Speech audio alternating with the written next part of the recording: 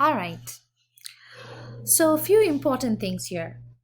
The excitation contraction coupling mechanism in skeletal muscle has been described as an electromechanical release mechanism because the voltage gated calcium channels and the calcium release channels are physically or mechanically connected or coupled to each other. Now, as a result, calcium enters the cytoplasm from the sarcoplasmic reticulum where it is stored. However, this Oreo, stop. Stop. Oreo, quiet. Sorry about that, class. Okay. However, this electromechanical release mechanism is not the full story of how action potentials stimulate the contraction of skeletal muscles. The membrane of the sarcoplasmic reticulum also contains a type of calcium release channel that opens in response to the rise of calcium channels and are thus regulated by calcium-induced calcium release mechanism.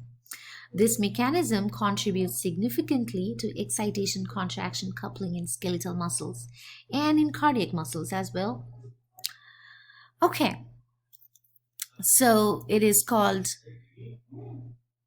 so the calcium release channels are regulated by calcium-induced calcium release mechanism. Don't forget that. Okay, that's the key point here. All right. So this is the main thing you must know. Okay.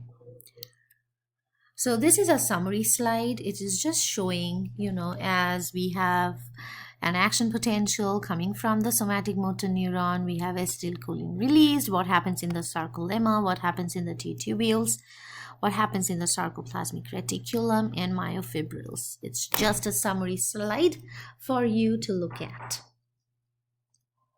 Okay, moving on. So we just learned about how a muscle contracts, right?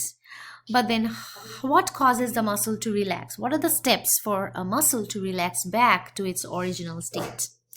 Now we will briefly talk about the contraction and then move on to relaxation. Okay, so as long as action potentials continue to be produced, sorry, my dog. Oreo, can you please stop? Okay, so as long as we have a neural stimulation of muscle fiber, meaning we have an action potential, the calcium release channels in the sarcoplasmic reticulum remain open, and calcium will passively diffuse out of the sarcoplasmic reticulum, and the calcium concentration of the sarcoplasm will remain high. Thus, calcium will remain attached to troponin and the cross-bridge cycle will continue to maintain contraction. However, to stop the muscle from contracting, we have to stop the cross-bridge cycle, right? The production of action potential must cease or must go away.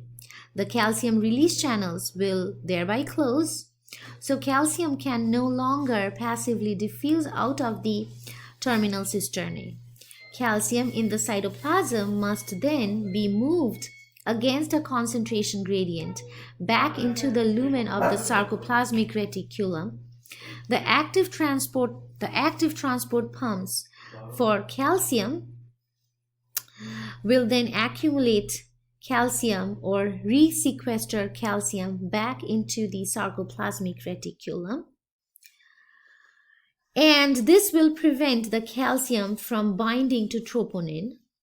So the tropomyosin can resume its position that blocks the myosin heads from binding to actin. Because active transport pumps are powered by hydrolysis of ATP, ATP will be required for the process. So in order to stop cross-bridge cycle, these are the steps that are important. Just know the bullet points. Just know the bullet points. Okay? All right, I will stop here.